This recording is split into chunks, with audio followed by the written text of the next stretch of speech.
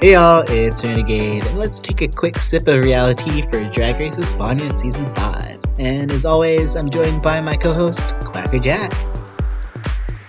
Hey, hola, chicas. How we doing?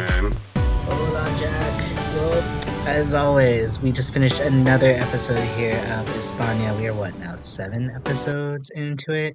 And I gotta say, justice for Denabola. Oh my God, we need so much justice. Everyone, just give her all the money and love and support you can because she deserves to still be here. And it was very clear this episode that she should have still been here. Well, let's say one thing this season hasn't been lacking. You might have been lacking a little bit on the runway this week, but it hasn't been lacking these feuds that we've been having in the workroom. And this week is clearly no different. And it was kind of funny because last week I was kind of thinking that maybe we were leaning into a possible Daphne Mugler villain arc. Um, Alexandra said hold that wig that I dropped on the runway last week or a couple weeks ago because the position's open. I want to take it. She really went full force into just the whole like I don't even necessarily feel like she's a villain just yet. Feels like she's just more annoying all the girls at this point. But I feel like there's what she's figuring I need some negative attention in my life, and that's where she's going at this point for whatever reason. And it kind of starts here where she's feeling some type of way, especially now that she's been in the bottom two like twice now. So I'm sure she's already in her head for that. But she's coming back in off her second time being in the bottom two after sadly sending home Denabola. And she decides to kind of like lash out sort of at Laka for undervaluing her. And the way she does it is to throw kind of shade in the face of the rest of the girls by thanking Mother Satin Greco for being the only one that was like giving her any sort of love. And true to form, we get yet another disagreement because Daphne and Nyx are now upset because they thought that they were there for Alexandra. And I thought Nyx was definitely there for Alexandra too, I mean, based off of the edit, but you know. I'm not really sudden like shocked by this. I don't even know if we could really say it's a sudden heel turn here for her because she was like a few weeks ago when she was feuding with Crystal, she was having her moment where she was being really, really negative in the confessionals and just kind of coming at Crystal, and it didn't feel like Crystal was making things as personal as Alexandra was. So, now that she's been our bottom goddess for a few weeks, I feel like Alexandra is going through it. She's a little stressed, and it is definitely showing. And I'm a little worried about her. What are your thoughts here on Miss Alexandra del Raval these last couple episodes, Jack? I mean, look, Alexandra is going through the usual, I guess, I would say usual, kind of arc or behavior pattern we see of a girl who's constantly in the bottom, right? Like they get very defensive. They feel like they're being undervalued. They feel like they're not living up to what they had hoped for themselves. And so, an easy way is to try to find where others may be lacking or find ways to make yourself feel better you know, at the what would you call that? At the expense of someone else, and go for it because it's entertaining to me. But I will say one thing for Alexandra at this point. I want the bitch to just get to top four by lip syncing and sending all the rest of the girls home who don't make it to the top four with her. And specifically, I want her to send home everyone that's not Satine, Nyx, and Daphne. So that's what I'm hoping for. I want it to be the only reason Denebola did not make it to the top four was because she got eliminated in a lip sync, and that is the strictly only reason. And the girl that did eliminate her beat like 7 lip syncs in a row, or whatever it was. So let's see it. Then she can get cut at top four because then they have to get a top three, and they're like, you know what? The judges have felt like these 3 girls did a little bit better than you, and it was like actually a lot better, but that's fine. They were just never in the bottom two ever because Alexandra's in the bottom two every single week up till then. Well, no, they've been in the bottom two each of them, No, but I'm just playing. But yeah, I don't know. I've been going back and forth on Alexandra all season. I didn't really like how she was acting a couple of episodes ago. Now I'm kind of like, okay, well, I'm kind of here for it. Like it's bringing some drama. I'm here for the energy. I don't really know if that's necessarily a good thing. I would like to see her have at least one more moment to shine though before she decides to just continue to bottom her way to the end if that's her arc this season. But Before we get into like what happened in this week's challenge, Jack, let's just go ahead and head to the main stage here for yes or mess for this week's runway category, Spanish playing cards. Did you like this theme? I did like this theme. I thought it was really, really fun. I think it gave the girls a lot to work with here. I do think we saw a lot of different things from what was immediately going on in my head, but one of the things with Spanish playing cards that we have to note is that their suits aren't the same as ours.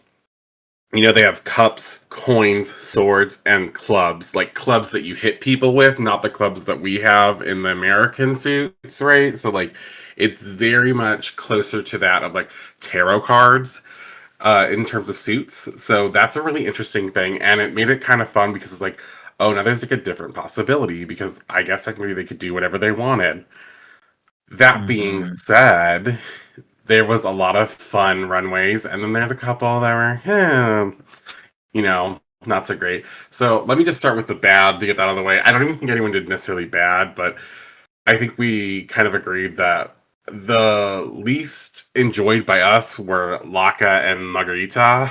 I just felt Easy. like I feel like they both had a decent concept. They look like kind of like they could have been on the cards. They look like what they're trying to imitate, but Laka's whole lack of energy on the runway and just like being so lazed about, it feels like she doesn't give a shit about anything on the runway. It doesn't feel like she's serving it really.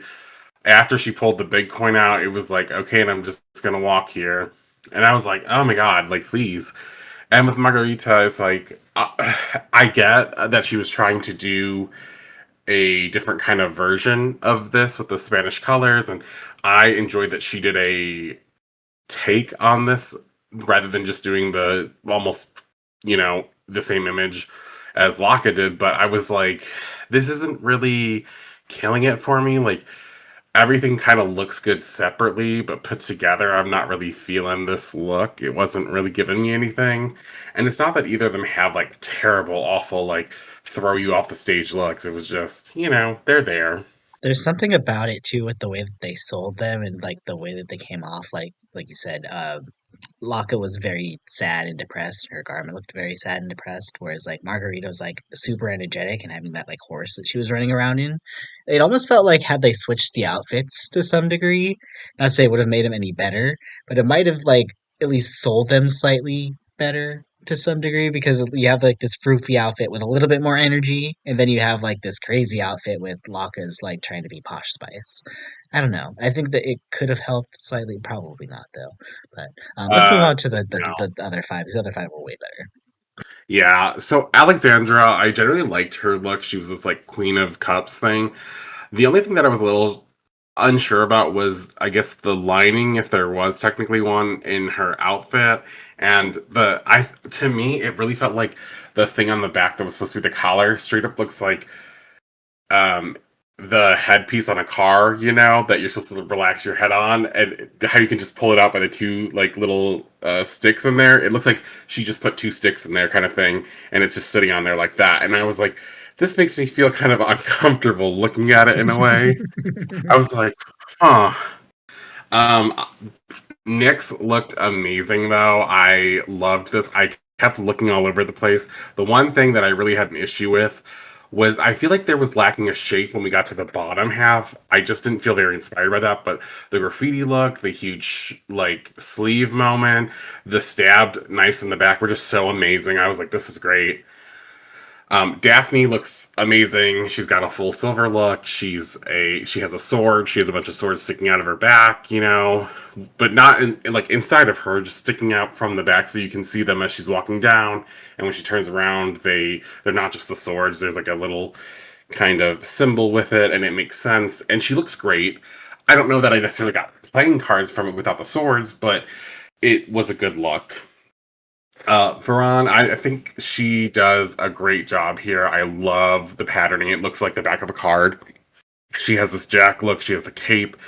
She has the feathers in the hair, which only kind of looks small because she's next to Laka, whose best part of her outfit is the fact that she has a feather that's like 17 times the size, right? And so she has this great moment going in these huge openings of her arms coming out of with the white gloves and stuff. So it's like the sleeves end to this huge, very medieval kind of feeling. And she has the hat on the side with the white hair and the collar that we've seen Denebola wear multiple times. Shout out to Denebola. I wish you were here. Um, and she just looks great. She looks amazing. I have nothing bad to say. She didn't do a suit though. That was the interesting thing. She was the only girl that did not pick a suit, but you didn't technically have to. And then I think I would say Satine's probably my favorite of this week. She became the queen of coins. She had a mini reveal not a mini, I should say. She had a reveal. It was fun. She looks great like she always does. They said she kind of looked similar as she normally does, but like, if it ain't broke, don't fix it kind of thing. Like she looks great almost every single week on this runway until they gave her that terrible picture where she had to try to remake that outfit that was trash. Oh God. But she looks great all the time. I mean, Satine's really just like showing the girls this is how you're supposed to look when you get a little bit older. So just like take notes, ladies. Yeah, I don't mind it. I find it a little bit more like mature.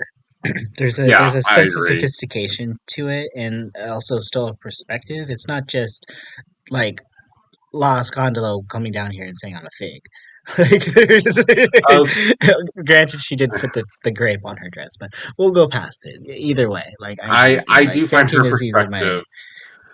Yeah, I find her perspective to be very good. I like her drag aesthetic. I think it's usually clean, polished, and if you note, it looks very clean on the front, white all the way down, and on the back, she had a bunch of cards down there. She had coins into the look. Like there was extra things on the back specifically. So when you looked at the back of her, it wasn't just the coins up top and the white on the bottom. No, it was completely different. So you really did get a different visual when she turned around, and I really appreciate that kind of a detail. I hate when someone does a look and they just have the back being the back. Like I want to see the full detail. hmm So I hmm enjoyed that a lot. Way to shade Laka Overall, again good in her runway. olive. Well, I didn't say it, but you did, and if that's what you were thinking of, baby, then maybe that's the tea. And That Laka was was kind not of the what only I one was that did thinking of it. a little bit. Well, Well, I mean, it was Laka just had on a bodysuit, bitch. It was nasty and stupid. I was gonna say, speaking of Um, Laka though, do you at least have some nice things to say about her watermelon that Nyx made of her? Because I look just like her. yeah, I have great things to say of Nyx. Nyx in the watermelon challenge won the mini challenge. She did the best job by far. It looked just like Laka, but with better makeup. She did a great job. The cutouts of the mustache and the eyes and everything just perfect. Like everyone knew there was not a single person that questioned for a second what it was.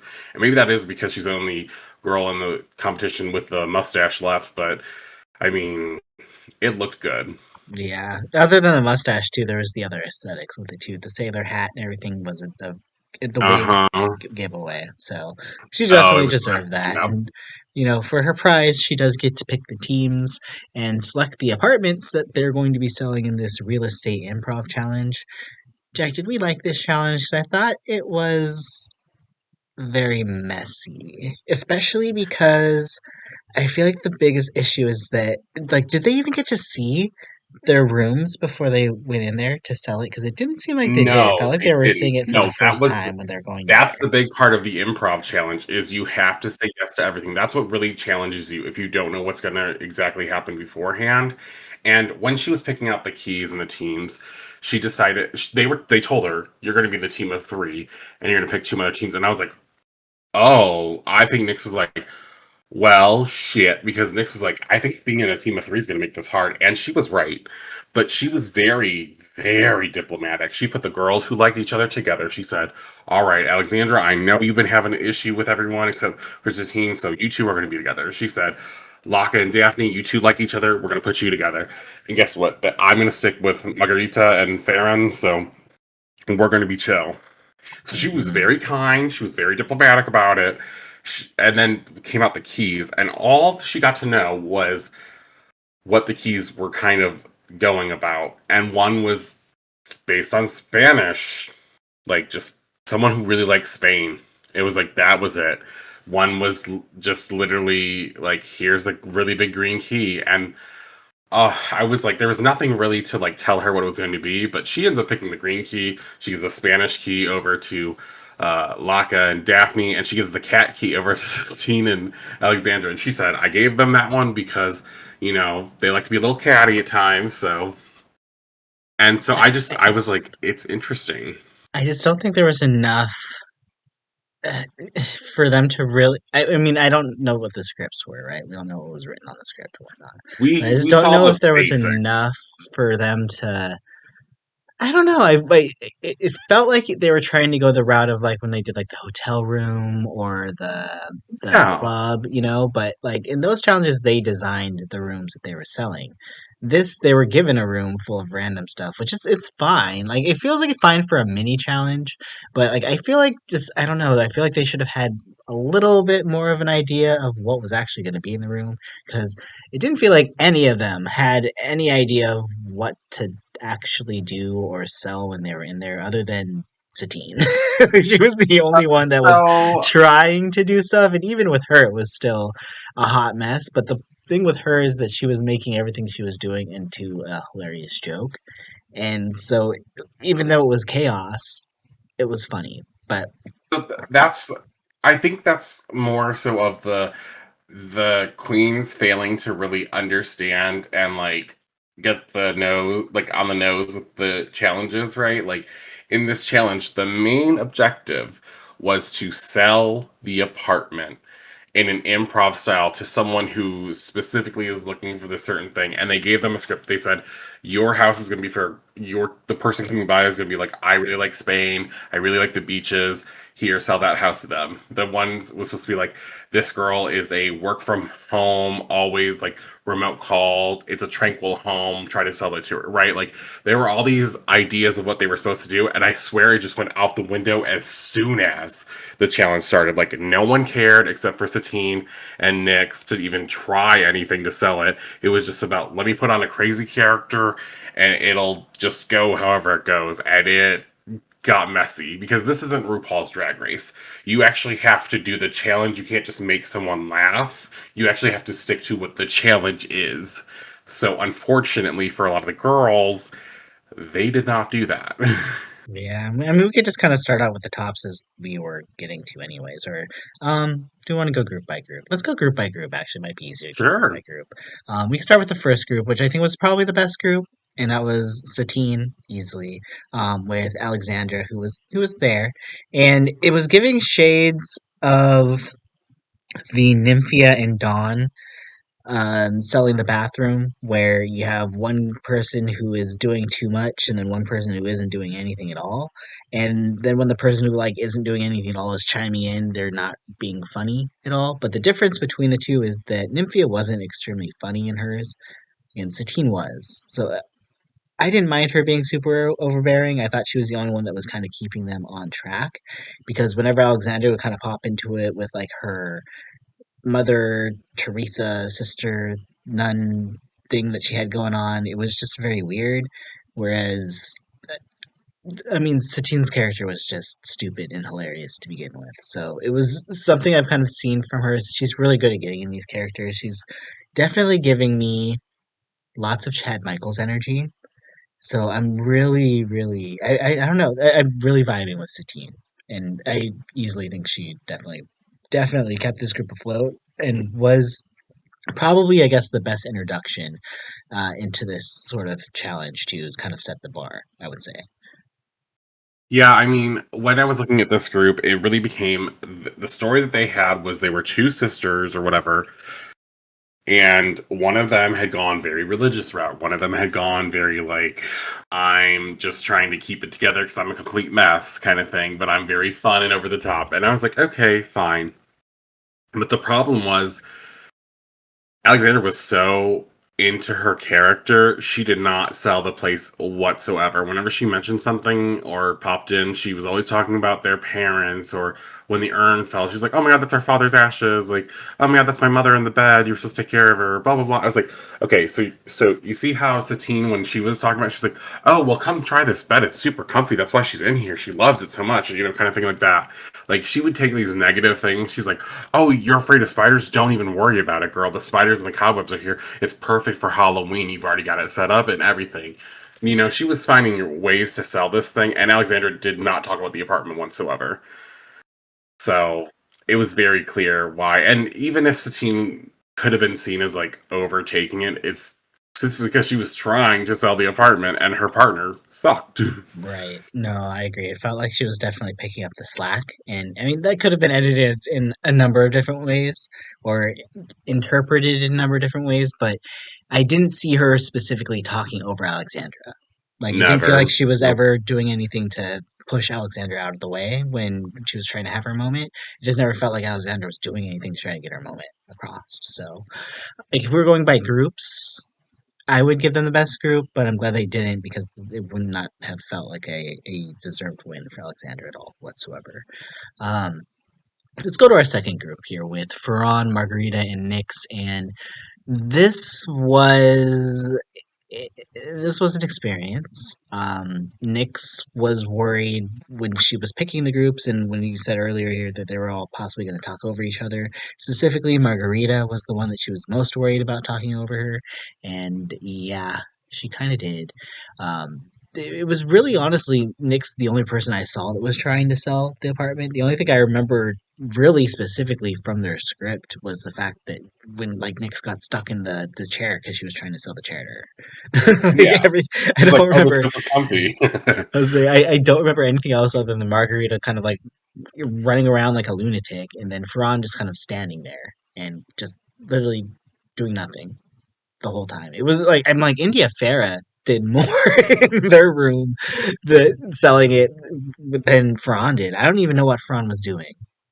I'm very confused what Ferran was trying to do. But I will say it also felt like Cornella was the most awkward out of all the guests as well too. But I think a lot of that was just because she was fighting over the spot with so many people versus, like Poopy only had two people she had to deal with.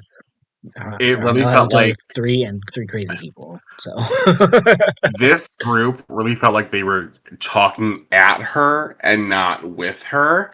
There were times that Nyx was trying to talk to her, and then Margarita or Farron especially were like, hey, what about this? And it was like, okay. So when Nyx fell into the couch, like their whole goal was, hey, we have this girl who is gonna be interested in this house and you're supposed to like sell it to her. The moment she gets in there, she wants good lighting. She wants this or that. They start off a decently well, right, with that, and like Nyx tells them about it and tries to get them to figure it out and like take her places.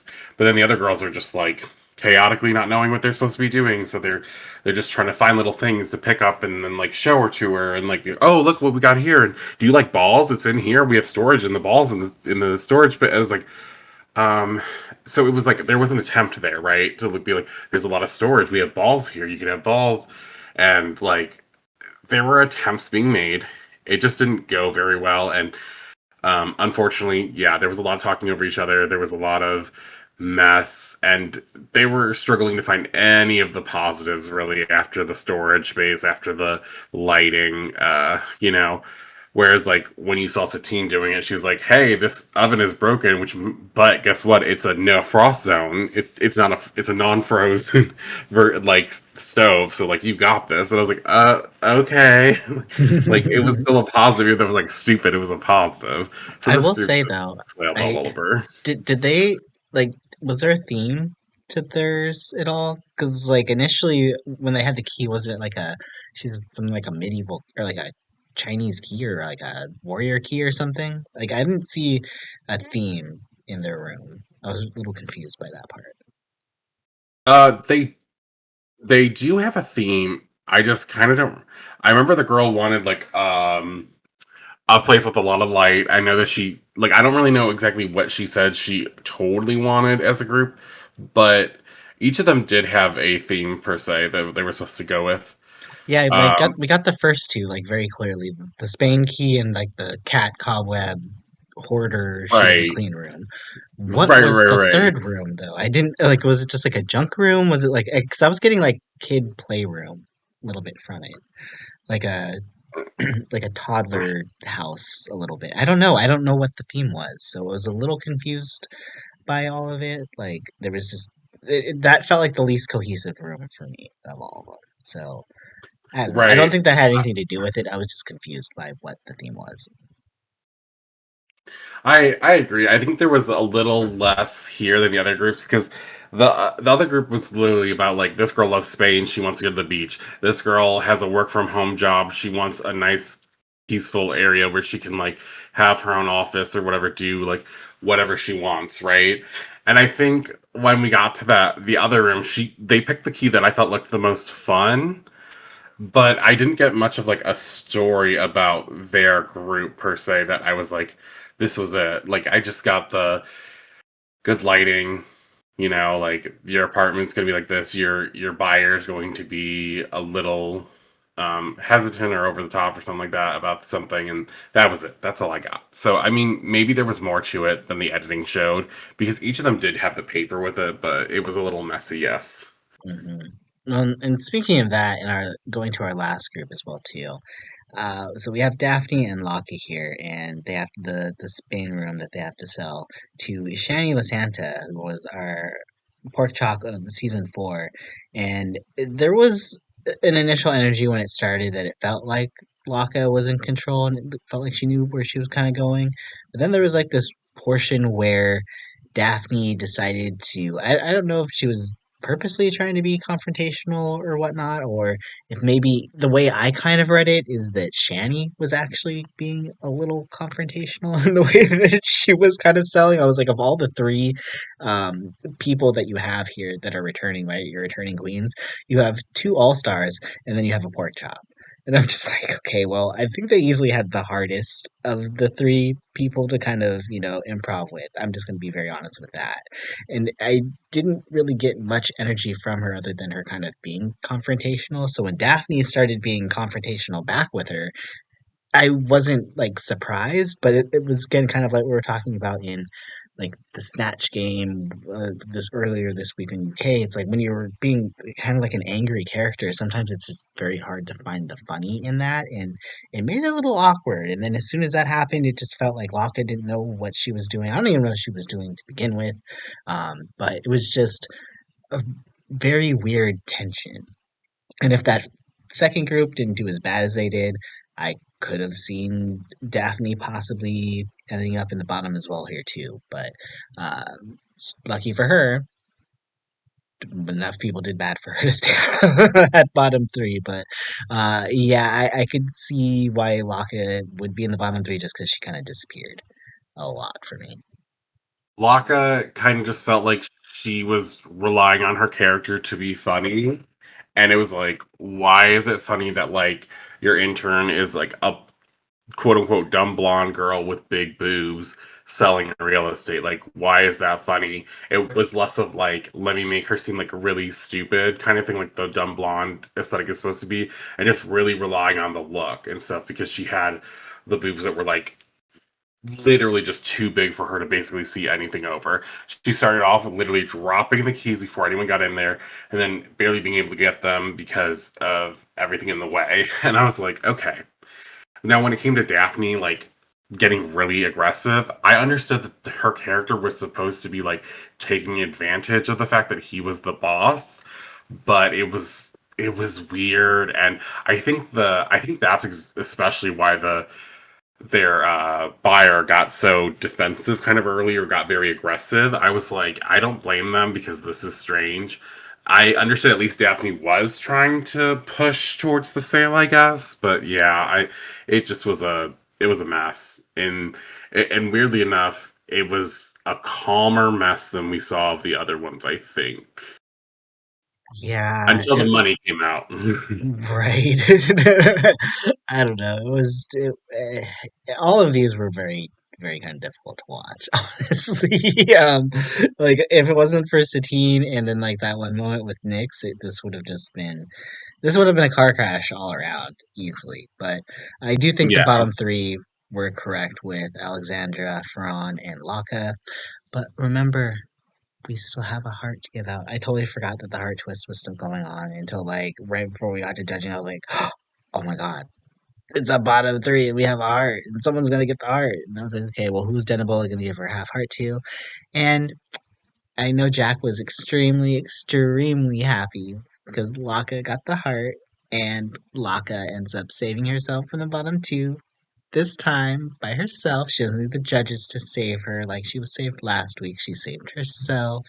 So, you were very happy with that, Jack. I know you were Yeah, very I happy. was super worried for her. Well, it left us with a bottom two of Alexandra del Raval for her third time now versus Ferran for her first. And yeah, that lip sync was no contest. From just was, I honestly, it was very awkward to watch. My eyes were on Alexandra the whole entire time, the whole time, just the whole Haram was like time. doing stuff, but it just wasn't really matching up with everything going The on. And Fortnite dance is where I just died. I was like, nope, can't do it.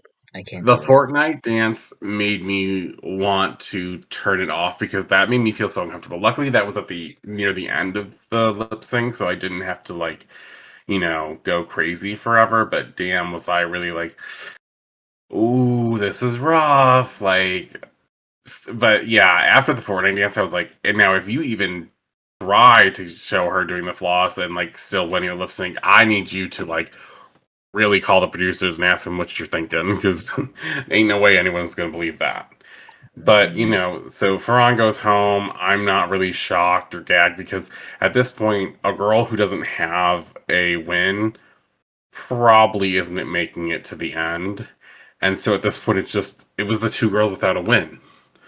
So now that we have the two girls without a win in the bottom two, it was like, did I expect anyone to really stay out of them? No. I expected Alexandra to beat her in the lip sync, and she did.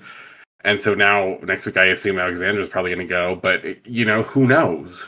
Who knows? Because anyone could technically go. Everyone has a win except for Alexandra, and Alexandra is the lip sync assassin. I was gonna say if she lip syncs like she did tonight, like I was not expecting her to go as hard as she did. Like she went pretty She hard. lip syncs 6 nights a week. Don't you forget. Right. But I mean, partially, I was expecting her to lose just because of the fact that they were cracking jokes left and right on her the whole episode. It felt like what they were trying to do, like when Crystal was leaving, right? It's like, let me make sure we build up so we know why this person goes. It's one of my more favorite kind of editing tropes that they kind of do sometimes. Like they do that in Survivor all the time. There'll always be that one person. I think most recently was Rome from Survivor 47, where he's just completely unaloof, has no idea what's going on, but the whole entire time it's just him imploding in on himself and everybody just talking crap on him the whole time, being like, "Yep, Rome's going, this idiot's going," and then he has no idea and is blindsided at the end, right? I was kind of feeling that that's maybe what we are going to with this Alexandra arc here, but now I'm just wondering. I think you could be right, Jack. I think she literally could just be the lip sync assassin who ends up just demolishing her way to the end. Especially with next week, and we have the roast, and we really could have. I mean, all the younger queens. I'll be real. I'm very worried for. I'm not worried for Marguerite. I'm pretty sure Marguerite will be fine. I'm pretty sure Well, you Santine said will be all the younger fine. queens. She's not one of the younger queens. Oh wait, is she in her 30s? She's 31, Yeah, isn't she's she? 30. She's 32. Eh, she's Satine's younger 39. than isn't she's She's younger than Satine. Margarita's That's it. 34? Okay, well, the four younger girls in the competition are the ones the four youngest. And when you're almost 40 at this point, yes, 30, 31, 32 is young. So I don't care. But anyway, all I know at this point is we now have our queen with the first queen to two wins, which is Satine, which imagine she could have eliminated herself way back on episode two or 3. three, right? And she's now sitting here as the front runner at this point. Um, do we imagine it's a situation where it's a Satine versus someone with probably a Satine win at this point? I really see this going as it's going to end up like Satine, Daphne, Nyx, and someone in fourth place or something, right? Like I could see Margarita being the girl who makes it pretty far, and because she hasn't had a win since the second week, that like she falls off, tapers off, and so if that's our top four, then Alexandra gets cut at the four, right? And then so then at top three, Nyx gets cut, right? And we have the rematch of Daphne versus Satine. And when we get this rematch, we will see the opposite happen, where Daphne will lose the lip sync to Satine, and that's how we get our winner. That's kind of what I'm predicting at this point. Um, I'm, It's really hard to know though because there are some people who are definitely here longer than what they should have been. There are some girls who have surprised me for what they've pulled out and how they've turned around in this competition. So, I mean, we'll see. We will see. And as always, I can't wait to see how this turns out. And hopefully, y'all aren't either, especially if you've made it this far. Again, thank you so much for listening.